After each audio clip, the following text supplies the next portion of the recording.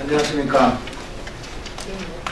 미래통합당 국민과 함께하는 2020 희망공약 개발단에서 오늘은 함께 사는 세상을 만들기 위한 따뜻한 동행 공약을 발표하겠습니다.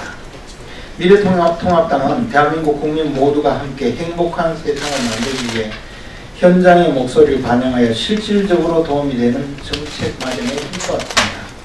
소수라는 이유로 불편과 어려움을 감수하고 있는 국민의 입장과 처지를 이해하고 함께 사는 세상을 위한 공약들을 준비했습니다. 먼저 미래통합당은 왼손잡이도 행복한 세상을 위해 앞장서겠습니다. 전 세계적으로는 성인 전체의 약 10% 정도가 왼손잡이이지만 대한민국의 왼손잡이 비율은 전체 국민의 약 5% 정도로 낮게 조사가 됩니다. 왼손잡이에 대한 시선과 편견이 나아지고 있지만 아이들 글쓰기, 밥 먹기 등을 교정하려는 고정관념은 여전합니다. 왼손잡이를 위한 제품을 생산하거나 판매하는 것도 지하철 개찰구, 교통카드, 리더기 등 시설도 왼손잡이를 위한 시설은 전무하다시피 합니다. 반면에 국제적으로 1976년부터 국제 왼손잡이 협회는 8월 13일을 왼손잡이의 날로 지정하고 왼손잡이에 대한 인식을 개선하고 불편을 개선하는 데 적극적으로 힘쓰며 왼손잡이용 상품도 틈새 시장으로 확대시키고 있습니다. 이에 왼손잡이도 불편 없이 함께 사는 세상을 위한 첫걸음으로 가칭 왼손잡이 기본법을 제정하고 법과 제도적 개선책 마련에 힘쓰겠습니다.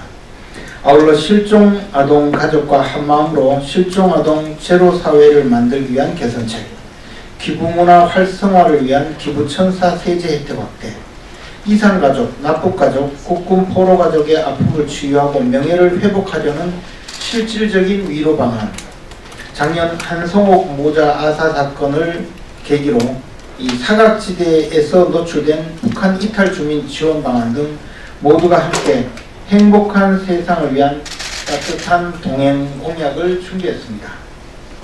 공약의 세부 내용은 발표 다시 하겠습니다. 안녕하세요. 명예민사로 참여하게 된 정선미 변호사입니다. 미래통합당의 따뜻한 동행 공약을 발표하겠습니다. 첫 번째, 미래통합당은 왼손잡이도 편안하고 행복한 세상을 만들겠습니다. 이를 위해 먼저 왼손잡이 권익보호 위한 가칭 왼손잡이 기본법을 제정하겠습니다. 주요 내용으로 첫째, 세계 왼손잡이의 날처럼 8월 13일을 왼손잡이의 날로 지정하여 왼손잡이에 대한 인식을 개선하고 고충을 알리겠습니다. 둘째, 기초교육기관에서 왼손잡이 인식교육을 실시하겠습니다. 유치원과 초등학교 등에서 글씨 교육으로 연필 잡는 방법을 교육할 때 왼손 사용 교육도 실시하는 등 교육 영역에서부터 실천하겠습니다. 또한 미래통합당은 소수자 권익보호 증진을 위한 법을 개정하여 적용 대상에 왼손잡이를 포함시키겠습니다. 왼손잡이 실태조사 및 왼손잡이용 생활용품 생산에 대한 지원을 명문화하고 왼손잡이 생산용품 인증제도를 실시하여 왼손잡이용 제품 생산 기업에 대한 세제 지원 등의 조치도 하겠습니다. 아울러 지하철 개찰구 교통카드 리더기 등 일상생활에서도 왼손잡이와 함께 할 수 있는 영역을 지속적으로 발굴해 개선해 나가겠습니다.